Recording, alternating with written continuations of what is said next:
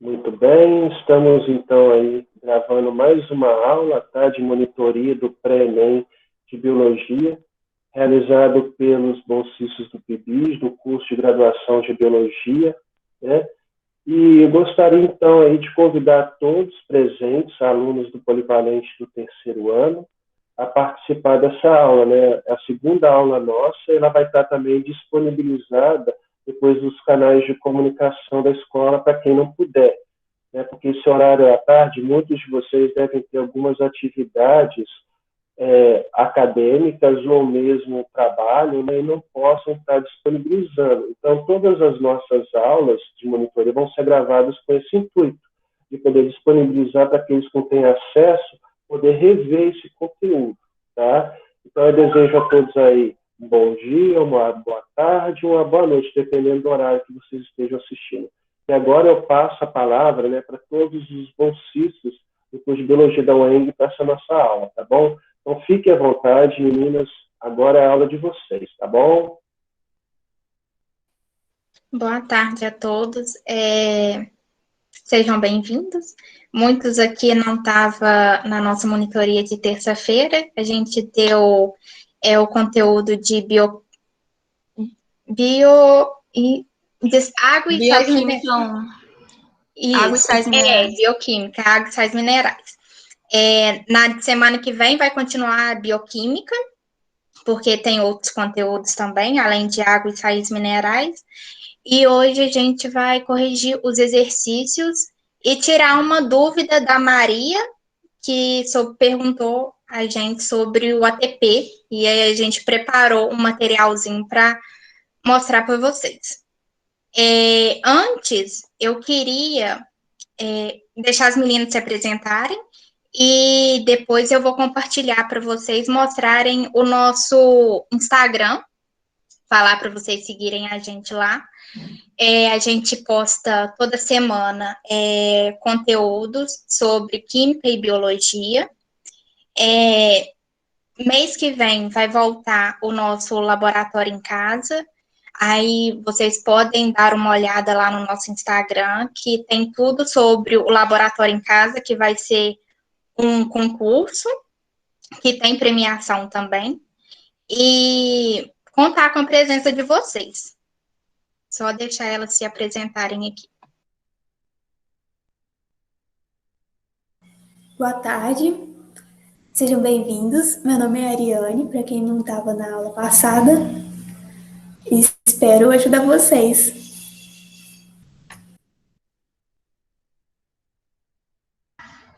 Boa tarde a todos, meu nome é Jaqueline. Eu atrasei um pouquinho para entrar porque meu computador deu um probleminha. Mas aí a gente está aqui para ajudar vocês. Qualquer dúvida que vocês tiverem, é só vocês falarem com a gente que a gente ajuda. Então, agora eu vou parar a minha câmera e vou começar a projetar sobre o nosso Instagram. E vocês me dão um retorno se vai aparecer o Instagram para vocês.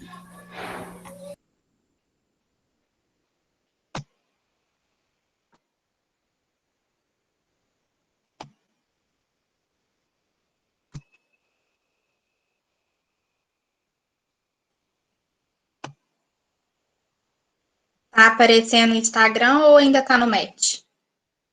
Tá aparecendo. Apareceram. Ah, sim. Esse é o nosso Instagram, Logados na Ciência, desculpa.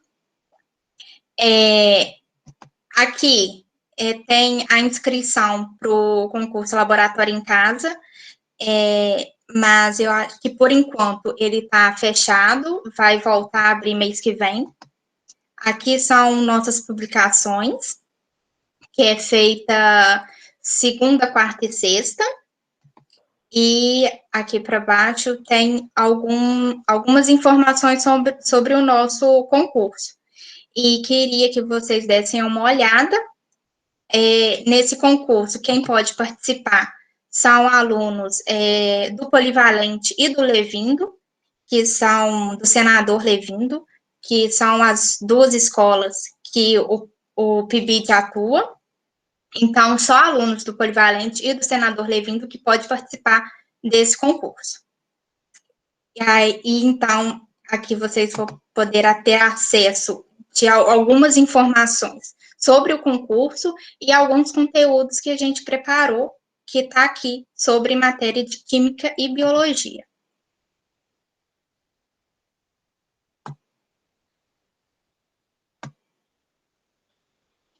Aí eu acho que agora parou de compartilhar. E se a Jaqueline... Eu vou tentar apresentar... Parou. Eu vou tentar apresentar e vocês me falam se está funcionando ou não.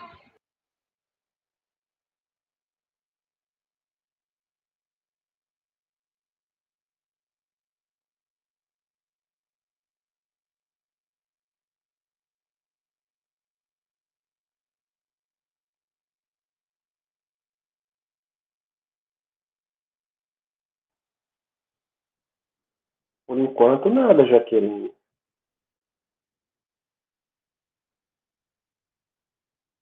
Agora sim.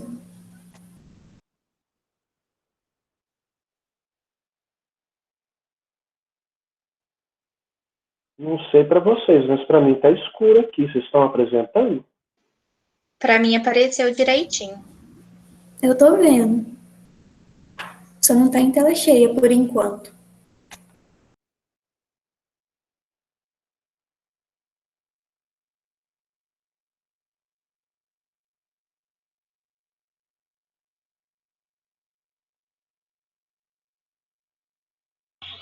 Tá aparecendo para todo mundo? Vou colocar em tela cheia, porque eu não consigo apresentar e falar aqui ao mesmo tempo, né? Porque eu tenho que sair para ligar o microfone. Tá aparecendo para todo mundo? Para mim tá aparecendo. Tá aparecendo para você, João Paulo? Para mim ainda não, gente. Não, eu vou então sair e vou compartilhar de novo.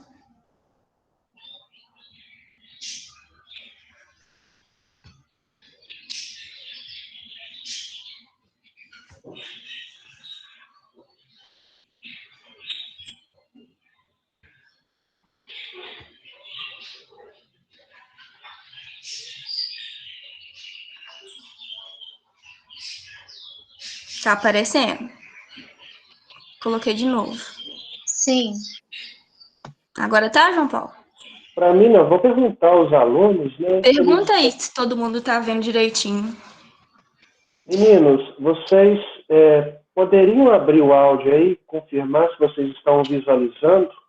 Só para a gente ter a noção aí, porque para mim ainda não. Agora apareceu. Acho que é erro de conexão minha, viu? A internet deve estar ruim aqui por causa da chuva que deu mais cedo. Agora apareceu. Apareceu, eu vou colocar em tela cheia.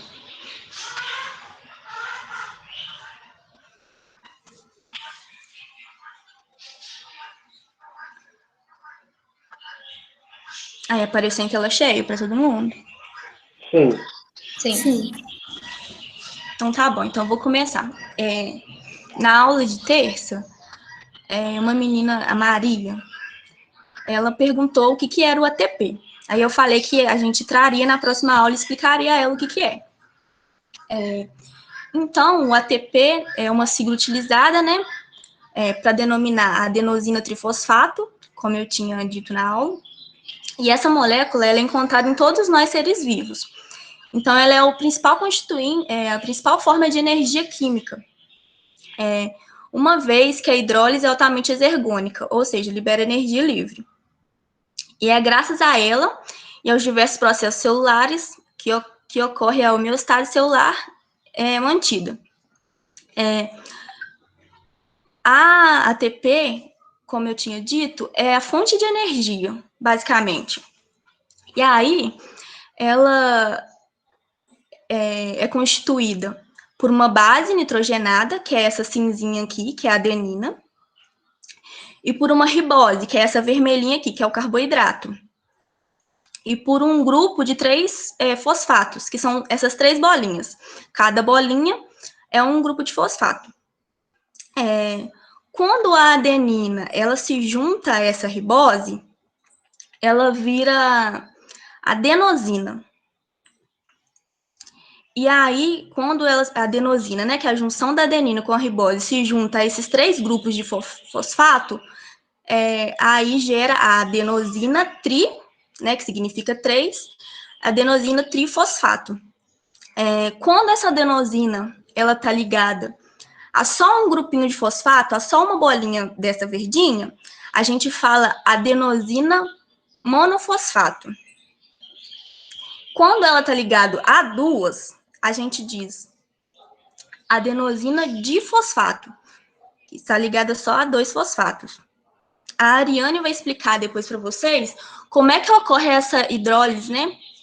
Que é essa quebra dessa molécula na presença de água.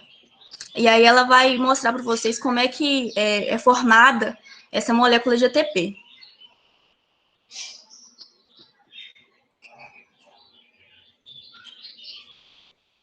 Bom, a hidrólise e a formação da ATP. De uma maneira simplificada, a hidrólise pode ser definida como uma reação em que ocorre a quebra de uma molécula em presença da água. Então, toda molécula em presença de água vai ocorrer hidrólise, que vai ser a quebra dela. Na hidrólise de ATP, observa-se ao final do processo a produção de energia livre, que vai ser constantemente utilizada pela célula. Então, podemos observar que no final do processo vai produzir energia livre, que é o que a Jaqueline falou antes, que a hidrólise de ATP, ela é uma reação exergônica, que ela vai produzir energia no final dela. Além disso, também verifica a formação de uma molécula de ADP e de um íon fosfato inorgânico. O ATP, quando ele é submetido à água, podemos ver aqui na reação, ATP mais H2O. Quando colocamos ATP em contato com a água, ocorre a hidrólise, que vai ser a quebra desse ATP, vai liberar que vocês lembram que a Jaqueline mostrou que são 3 fosfatos, então vai quebrar um deles e vai formar o ADP, que é a adenosina difosfato, e vai liberar esse 1 fosfato e vai gerar energia livre. Por isso que é uma reação exergônica, porque no final dela vai gerar energia livre. E vale salientar que uma reação inversa a essa pode acontecer. Assim, a ADP e o fosfato são usados para formar novas moléculas de ATP. Nesse caso, não observa uma reação exergônica, mas se trata de uma reação endergônica, com a utilização de energia livre. Então, a exergônica é a liberação de energia e a endergônica é a absorção de energia. Podemos representar essa reação da seguinte forma: ADP mais fosfato, mais a energia livre, que ele vai precisar absorver essa energia, vai formar o ATP mais água. Agora pode passar, Jaque.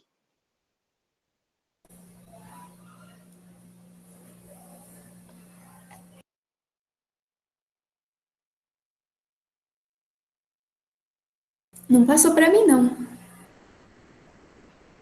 Ah, tá, agora sim. Eu vou falar sobre a respiração celular. Acho que todos sabem que a respiração celular é aquela realizada pelos seres vivos. Isso dentro das células. Como a Ana Carolina falou, o ATP serve... Não, eu vou falar primeiro que os processos realizados pelas células servem para a obtenção de energia. Essa energia é o ATP, como a Ana Carolina já explicou. A respiração celular é um processo em que as moléculas orgânicas são organizadas e ocorre a produção de ATP, como eu falei. ATP, adenosina trisfosfato, que é usada pelos seres vivos para suprir suas necessidades energéticas. A respiração ocorre em 3 etapas básicas: a glicólise, o ciclo de Krebs e a fosforilação oxidativa. Está representado aqui embaixo, mas eu deixei outro slide, se a Jaqueline puder passar para mim. Eu vou falar primeiro sobre a respiração anaeróbica, que é é a respiração da fermentação. Essa respiração, ela faz a degradação da glicose, como mostra aqui na primeira equação, a glicose faz a degradação dela, e nesse processo ocorre no ciclo, no líquido do citoplasma, e a glicose na presença de enzimas. As enzimas são aquelas catalisadoras que têm a propriedade de acelerar as reações químicas, e a glicose, ela degradada, forma esse álcool etílico, ou etanol, mais o gás carbônico e essas duas moléculas de ATP. Essas moléculas de ATP, nesse caso, elas são chamadas de lucro energético, porque é o que a célula ganha de energia por fazer essa fermentação. Geralmente é realizado por bactérias e fungos. Aqui eu coloquei o exemplo da fermentação alcoólica, por isso que ela forma o álcool etílico e o gás carbônico. E o próximo exemplo... Ô, professora, meu fone tá meio cagado, eu não consigo prestar atenção direito na aula. Meu fone tá meio... para de funcionar, ele desliga do nada. Repete, por favor. Repetir em qual parte? Então, eu não sei, já que o meu fone já tá dando problema, né? Eu falei que eu coloquei o exemplo da fermentação alcoólica. Ela é realizada por bactérias e fungos. É um tipo de respiração anaeróbica, que não utiliza o oxigênio, e nela ocorre a degradação da glicose em álcool etílico, gás carbônico e ATP. O ATP é chamado de lucro energético. Entendeu agora? Agora eu vou falar sobre o exemplo da respiração celular, que é um exemplo de respiração aeróbica. Nela se utiliza o oxigênio, como podem ver aqui na primeira equação, tá? O C6H12O6, que é a glicose, mais o oxigênio. A diferença, pode continuar, né? Jaqueline, você passou. Está lá no segundo exercício.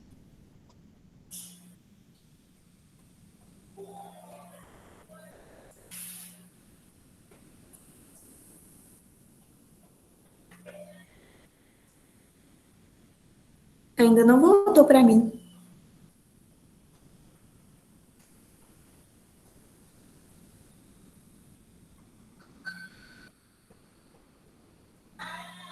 Jaqueline,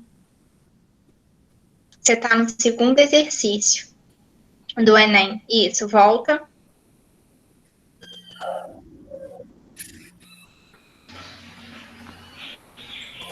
Gente, vocês estão me ouvindo? Sim. Está no primeiro Ainda exercício. está no primeiro.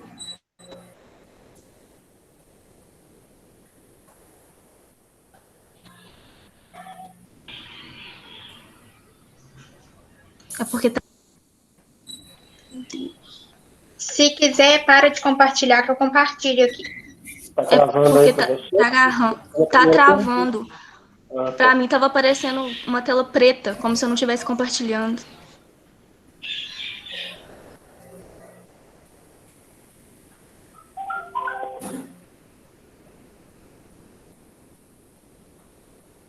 Ah, sim, agora voltou.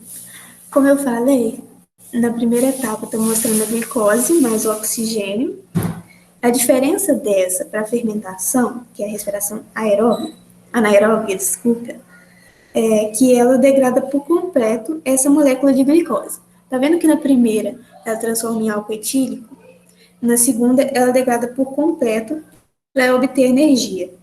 E é realizada geralmente por animais. Nós fazemos esse tipo de respiração, as plantas, os vegetais, os fungos e os protozoários.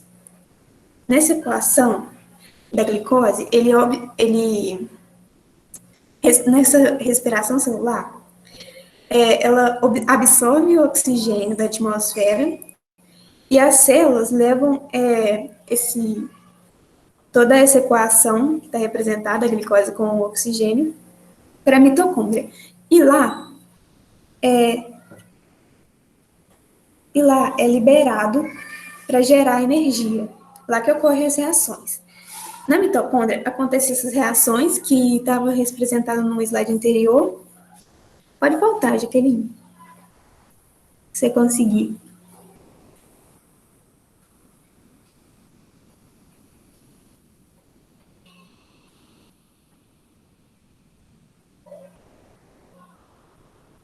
Mas lá Tá travando, acontece... gente. Aí eu A travado Jaqueline ainda. não voltou, mas eu vou falar. É que lá na mitocôndria acontecem várias reações, que lá que ocorre o ciclo de Krebs, a fosforilação oxidativa, e também ocorre a degradação da molécula ao piruvato, que é o processo de glicólise. Então, esses processos todos que ocorrem, eles são responsáveis por transformar o ADP, que é o produto, que é a adenosina difosfato, que é o produto gerado em todas essas reações, desde a glicólise até a fosforilação oxidativa. Ah, tá, voltou aqui para mim. Como vocês podem ver, ali na glicólise passa no ciclo de Krebs, na fosforilação oxidativa, no final formando adenosina difosfato. E essa adenosina difosfato é transformada em ATP, que é o produto gerado pelas reações, gerando assim o gás carbônico e a água, além de 38 moléculas de ATP. Diferente da fermentação que forma duas, essa é bem mais eficiente. Pode passar agora. Aí eu estive pensando que a dúvida entre entender o que significa ATP é porque essas equações, quando a gente faz ensino médio balanceado, geralmente a gente coloca a reação que forma mais energia, né? Então, vocês podem estar acostumados a fazer dessa forma. Então, essa energia formada é o ATP.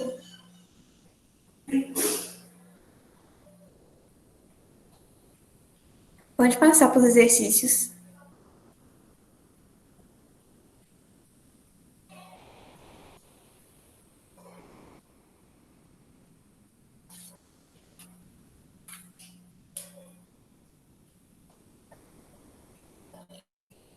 Ainda está travando, gente. Ainda está em respiração a imagem do ciclo, né? De troca gasosa ATP. Eu posso projetar minha tela? Você acha que eu consigo, João Paulo, em cima da Jaqueline? Teve um probleminha nisso na apresentação passada, mas você pode clicar, né, a Jaqueline pode clicar, né, para cancelar a sua apresentação e você coloca já a sua logo em seguida. Tá? Acho que está sendo isso. Tenta aí tirar a sua apresentação, Jaqueline, e depois faz a outra apresentação.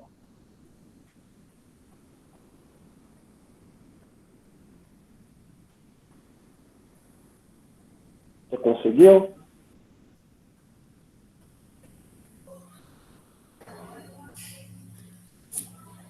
Passou um slide, mas ainda não está nos exercícios.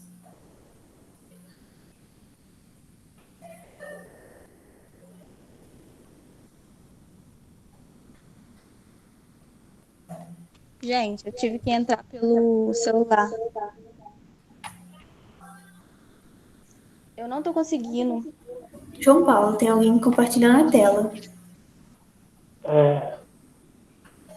Vou fazer o seguinte. Natan, você pode parar a sua apresentação?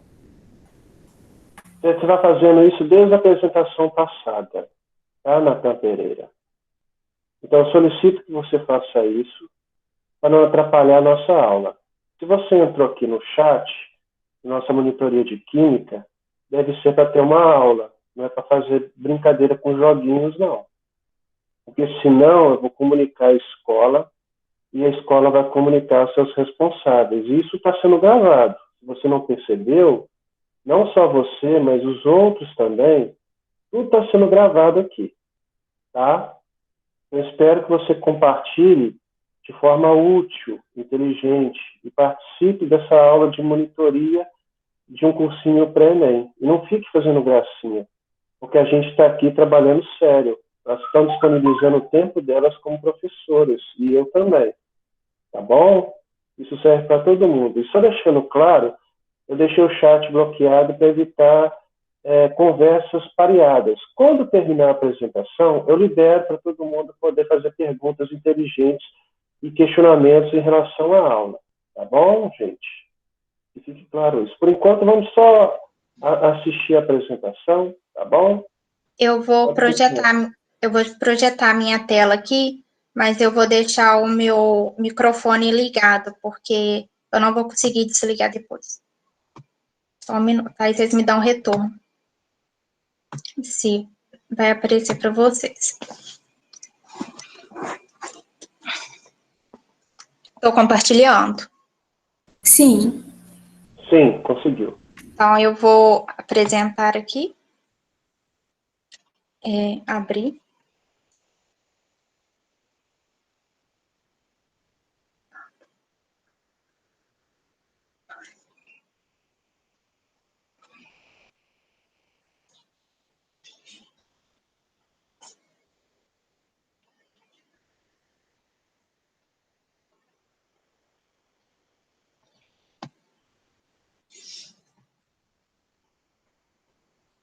Abriu?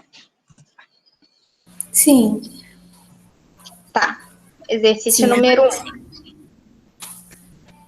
Agora nós vamos falar sobre os exercícios que nós passamos para vocês na semana passada. Eu vou ler e falar a resposta. A água apresenta propriedades físico-químicas que colocam em posição de destaque com substância essencial à vida. Entre essas, destacam-se as propriedades térmicas biologicamente muito importantes. Por exemplo, o elevado calor latente de vaporização. Esse calor latente refere-se à quantidade de calor que deve ser adicionada a um líquido em seu ponto de ebulição, por unidade de massa. Para convertê-lo em vapor na mesma temperatura, que no caso da água é igual a 540 calorias por grão. A propriedade físico-química mencionada no texto confere à água a capacidade de... Pode passar o slide? Eu deixei aqui marcada a letra B, a correta. A letra A não poderia estar correta porque o transporte de elétrons não se relaciona com as propriedades térmicas. E a letra C está incorreta, pois a água é considerada solvente universal não só em plantas e animais. A letra D, porque o transporte de íons em vegetais independe do calor latente. E a letra E está incorreta, porque o metabolismo de organismos vivos depende de outros fatores, como luz, calor, etc. A letra B está correta, porque a água funciona como um regulador térmico devido ao seu calor latente. Sim, porque em nosso organismo, a água desempenha o papel de manter a temperatura corporal em equilíbrio. Eu escrevi aqui embaixo, eu escrevi a mesma coisa. A nossa temperatura corporal é a média da temperatura de cada molécula do nosso corpo. Quando começamos a perder água por meio da transpiração, a temperatura do nosso corpo vai caindo. E, quando nós transpiramos, nós perdemos água no nosso corpo, ou seja, nós diminuímos o tanto de partícula presente no nosso corpo. E assim, a temperatura também diminui. Pode passar para a próxima. A número 2. A água é um dos componentes mais importantes da célula. Como vocês lembram, eu mostrei para vocês um esqueminha de um ser humano, mostrando a quantidade de água nos organismos, para vocês, a quantidade em porcentagem para vocês. Então, a água é um dos componentes mais importantes da célula. A tabela a seguir mostra como a quantidade de água varia em seres humanos, dependendo do tipo de célula. Em média, a água corresponde a 70% da composição química de um indivíduo normal. Aqui podemos reparar que temos o tipo de célula e a quantidade de água. Tipos de célula: tecido nervoso, substância cinzenta; tecido nervoso, substância branca; medula óssea, tecido conjuntivo; tecido adiposo, hemácia e ossos, sem medula. é a quantidade de água presente nesses tipos de célula.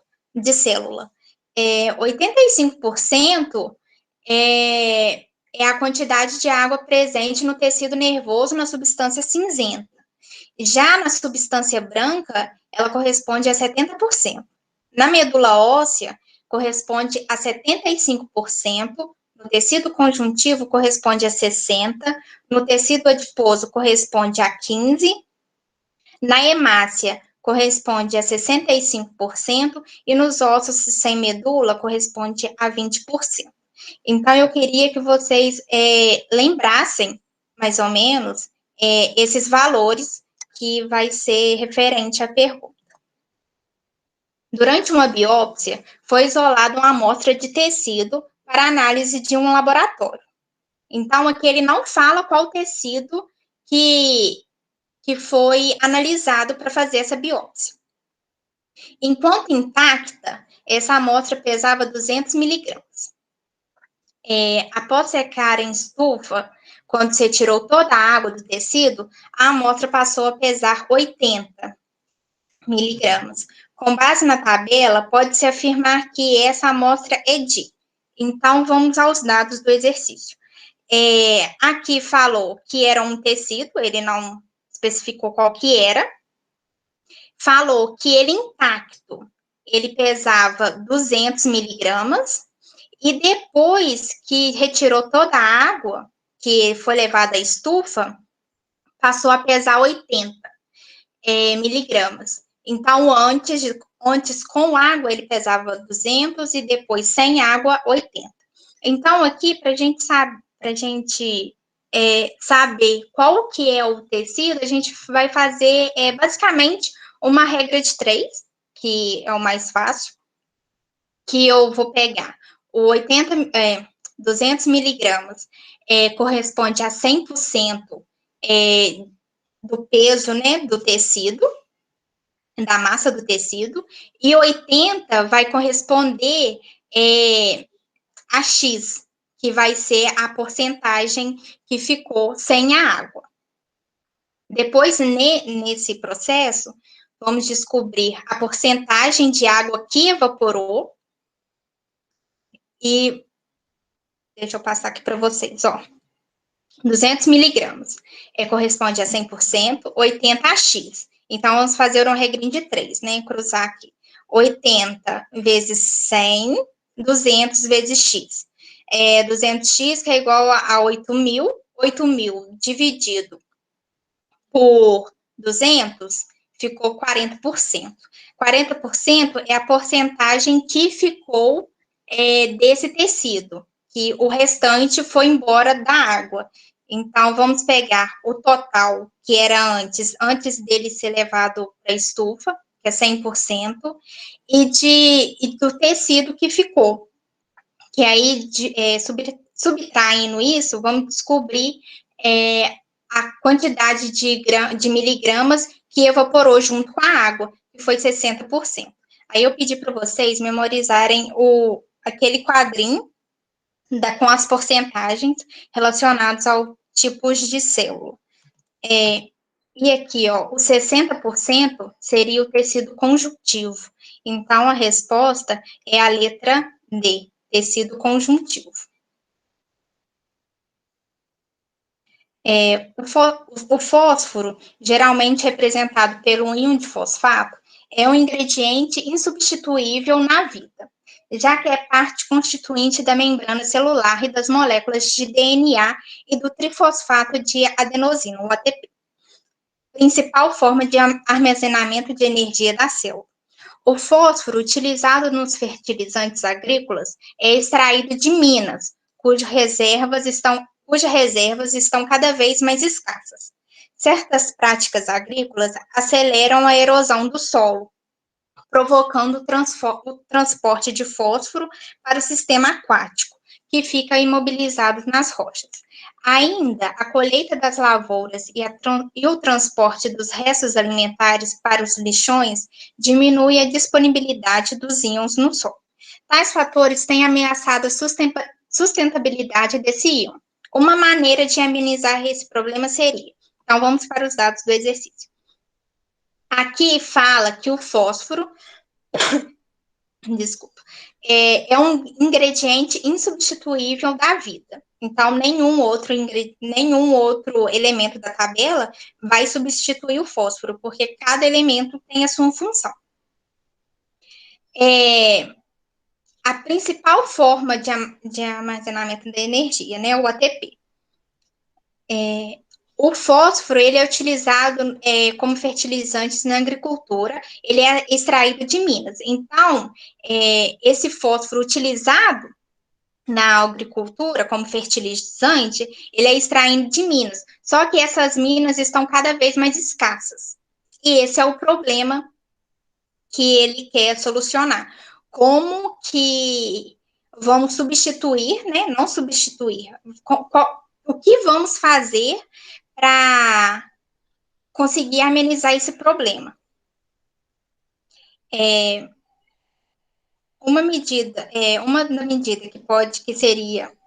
amenizaria esse problema seria incentivar a reciclagem de resíduos biológicos, utilizando dejetos animais e restos de culturas para a produção de adubo. Letra B. Repor o estoque retirado das minas com o íon sintético de fósforo para garantir o abastecimento da indústria de fertilizantes. Letra C. Aumentar a importação de íons fosfato dos países ricos para suprir as exigências das indústrias nacionais de fertilizantes. Letra D. Substituir o fósforo dos fertilizantes por outro elemento da mesma função para suprir as necessidades do uso de seus íons. Ou proibir, por meio de lei federal, o uso de fertilizante com fósforo pelos agricultores, para diminuir sua extração nas reservas naturais.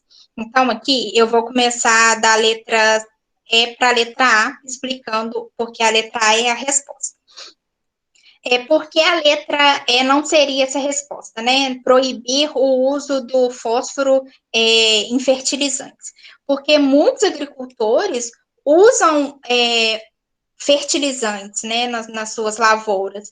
Então, proibir isso, eu acho que não cairia muito bem, não cairia, eles não aceitariam muito essa sugestão. Substituir o fósforo dos fertilizantes por outro elemento com a mesma função para suprir as necessidades do uso de seus íons. Eu falei lá antes que cada elemento da tabela periódica tem sua função e não teria como substituir um elemento pelo outro. Então, essa também não seria a resposta. Aumentar a importação de íons fosfato dos países ricos para suprir as exigências das indústrias nacionais de fertilizantes. Porque não seria a letra C? Porque a gente só estaria trocando o problema de lugar. Não seria aqui, né? Vamos dar um exemplo no Brasil, mas seria o problema em outro país. Então, essa não seria uma forma muito boa. Além do mais que os fósforos, eles são pegados de minas, então o problema estaria lá, né? Letra B. Repor o estoque retirado das minas com o íon sintético de fósforo para garantir o abastecimento das indústrias de fertilizantes. Não tem como repor essa quantidade de íons de fósforo que é perdido. Então, a letra A é a resposta certa. Incentivar a reciclagem de resíduos biológicos, utilizando dejetos animais e restos de culturas para a produção de adubo.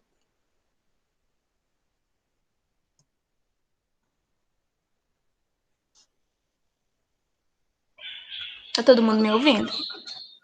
Sim. Agora eu vou falar, né, da questão 4, que é exatamente o que eu falei na aula de terça, que é a falta de um dos sais. Os distúrbios por deficiência de iodo são fenômenos naturais e permanentes, amplamente distribuídos em várias regiões do mundo. Populações que vivem em áreas deficientes em iodo têm o risco de apresentar os distúrbios causados por essa deficiência, cujos impactos sobre os níveis de desenvolvimento humano, social e econômico são muito graves. No Brasil, vigora uma lei que obriga os produtores de sal de cozinha a incluírem em seu produto certa quantidade de iodeto de potássio. Essa inclusão visa prevenir problemas em qual glândula humana? Ana, passa um slide para frente. Então, só para vocês relembrarem, né, do que eu falei na monitoria de terça, então eu peguei essa imagem que tem um esqueminha. Então, tudo começa no hipotálamo, que é uma região do cérebro que controla, entre outras glândulas, a hipófise. Então, o hipotálamo, ele produz o TRH, que é um hormônio que vai estimular o receptor da hipófise. A hipófise, por sua vez, vai produzir o TSH, que é esse hormôniozinho de azulzinho aqui que a gente está vendo, que do inglês significa hormônio estimulante de tireoide. Então, é o TSH que vai dar o sinal para a glândula produzir os hormônios. A tironina, T3, e a tiroxina, T4. Então, esse TSH, que é produzido pela hipófise, ele vai mandar um sinalzinho para a tireoide, para ela produzir o hormônio T3 e T4. Só que para produzir esses hormônios, a tireoide ela precisa do iodo.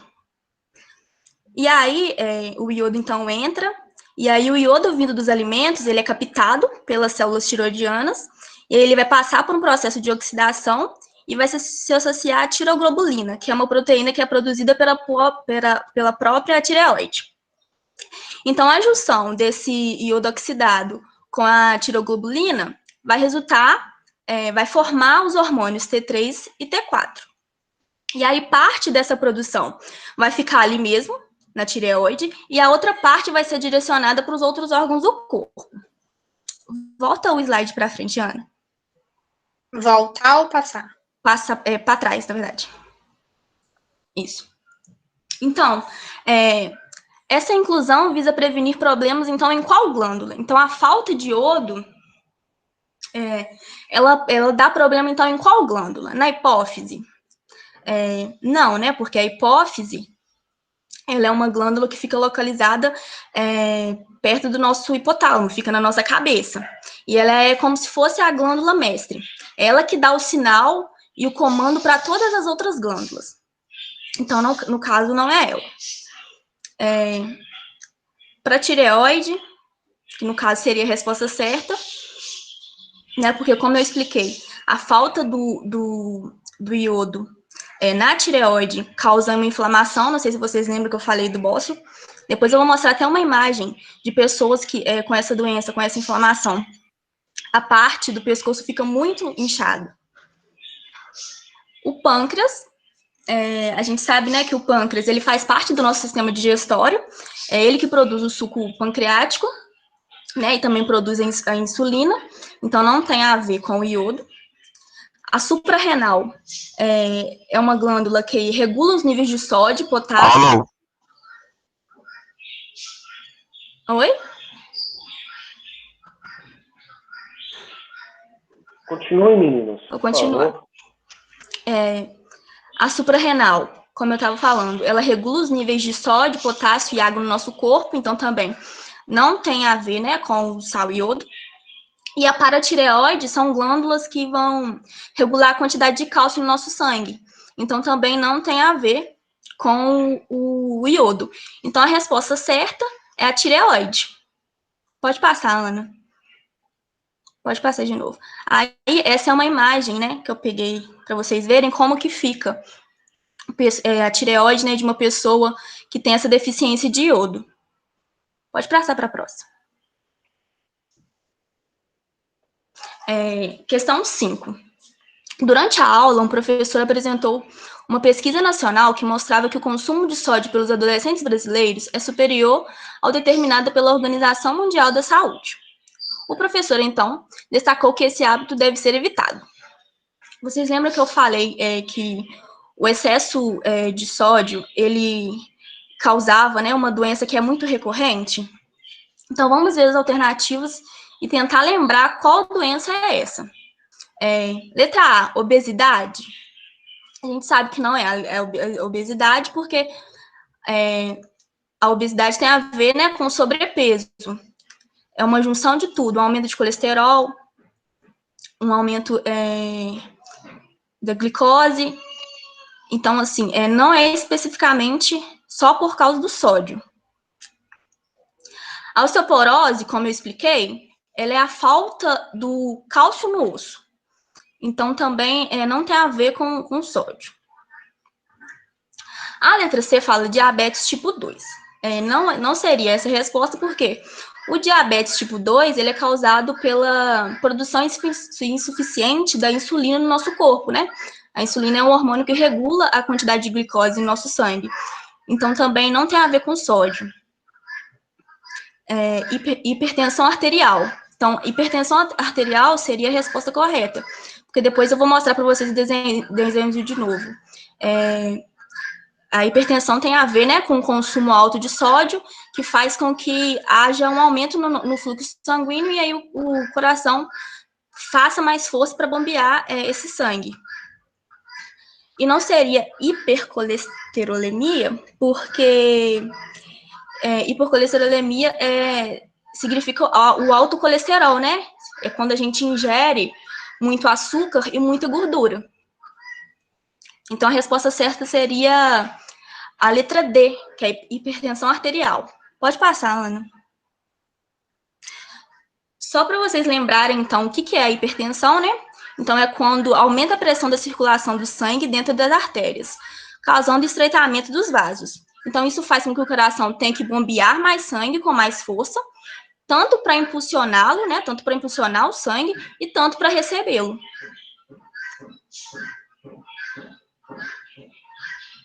Pode passar? Pode.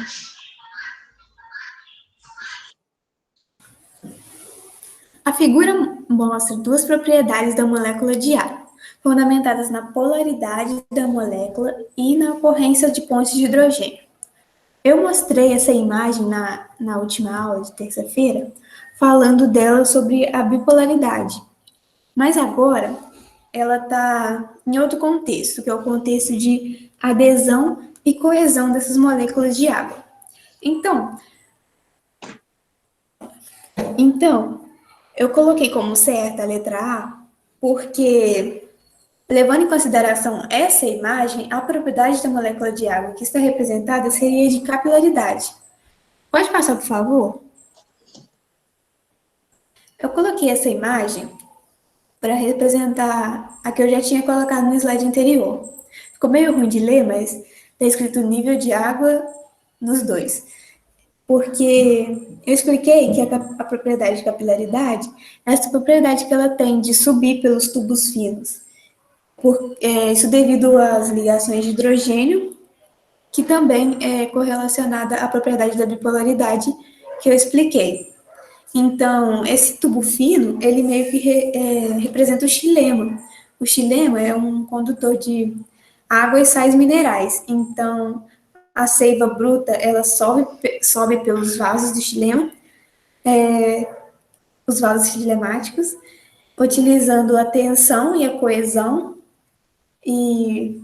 quer dizer, a tensão de coesão e de adesão contida nessa seiva bruta. Então, essa adesão da molécula, adesão entre as moléculas de água com a parede do vaso, aliado às forças coesivas, é o que faz essa seiva subir. Pode voltar, por favor? Não poderia ser a letra E, porque é bem parecida, né? Seiva elaborada no interior dos vasos, seria vasos, está escrito errado, vasos floemáticos em plantas. Não poderia ser porque o xilema, que é o condutor de água, sais minerais, o floema já é condutor de compostos orgânicos, então não tem relação. A letra B, C e D também não tem relação com a força de coesão e adesão, por isso elas estão incorretas. Pode passar. Terminei.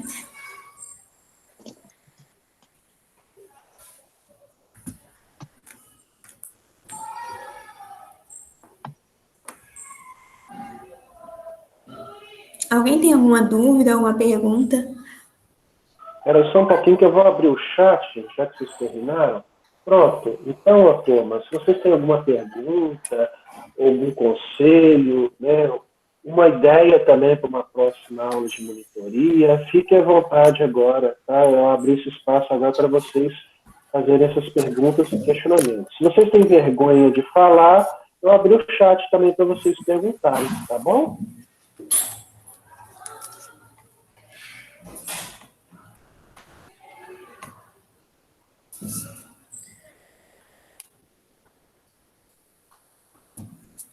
Alunos?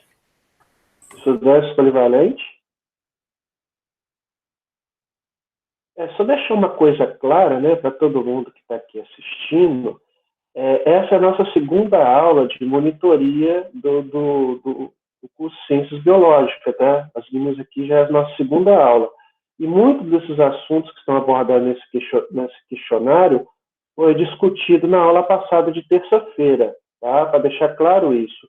Então, o importante seria se vocês pudessem participar das duas aulas, porque elas estão fazendo da seguinte maneira. Uma aula seria aula teórica, que aconteceu. Então, eles explicaram todos esses tópicos, todos esses assuntos. E na aula de hoje foi uma aula mais de resolução de exercício em cima da atividade, tá bom? Arthur, você quer fazer uma pergunta? Fique à vontade. Professor, eu queria saber como é que divide o zero, velho. Como? Gabriel? Como que divide o zero? Arthur, Gabriel, por favor, nós estamos na aula de biologia, né? Esse assunto de matemática deixa para resolver na aula de matemática. Mas se não temos perguntas...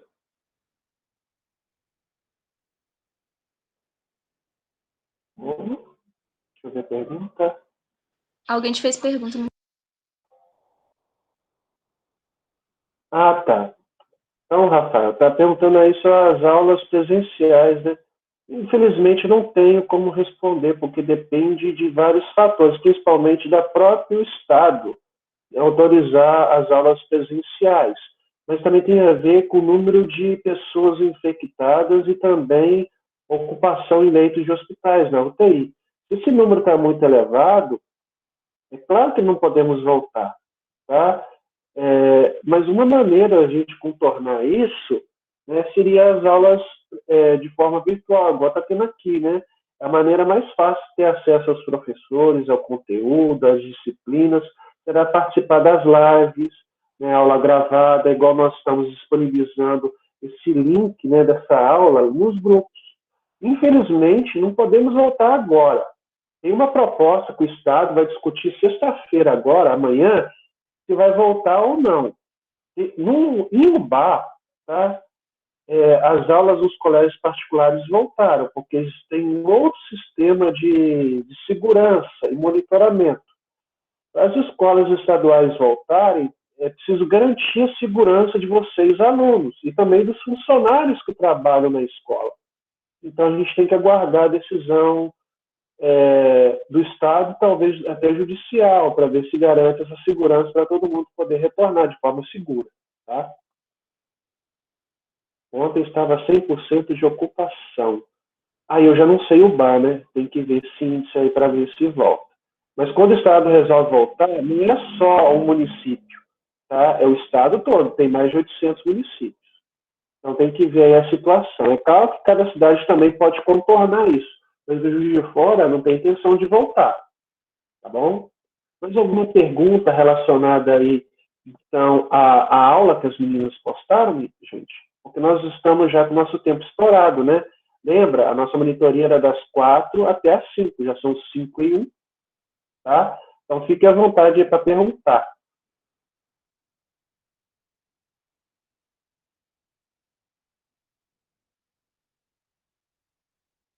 Bem, então, gente, né, meninos, gostaria de agradecer a participação de vocês, tá? Nessa live, nessa aula de biologia. E convidar vocês para as próximas, tá? Tem muita gente aqui nova que não estava na primeira, e essas lives a gente tem a intenção de continuar a produzir elas ao longo do ano, tá? Quanto mais pessoas estiverem participando, melhor, Isso ajuda a contribuir com o ensino e a educação do polivalente, ajuda vocês a entenderem um pouquinho melhor sobre os conteúdos de biologia. E se vocês têm alguma ideia, até lá no chat, ou mesmo no grupo do WhatsApp, vocês podem sugerir novos temas para as novas aulas, tá bom?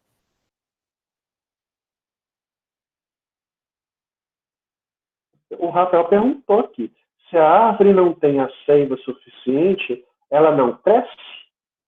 Deixa a pergunta aí para as meninas da biologia. E aí, gente?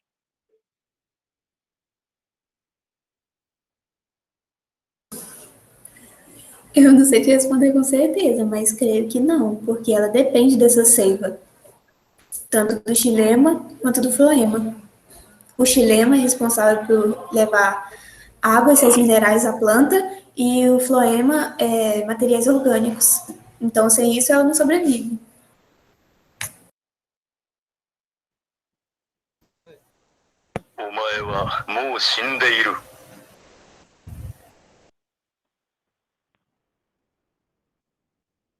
Bem, então, vamos agradecer a presença de todo mundo, tá? Vocês estão liberados, eu vou encerrar a nossa live, e aí semana que vem a gente troca mais uma ideia. Sempre estarei postando o link, tá, das nossas aulas. Eu espero que não tenha brincadeira sem graça, né, gente? Porque isso aqui está sendo gravado para quem não percebeu, né?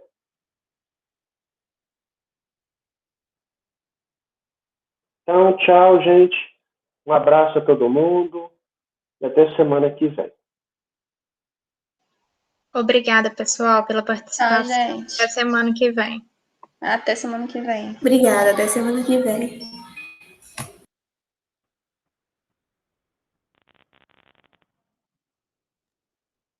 Bem, agora, meninas, nós temos outra reunião. Vou até parar aqui a gravação.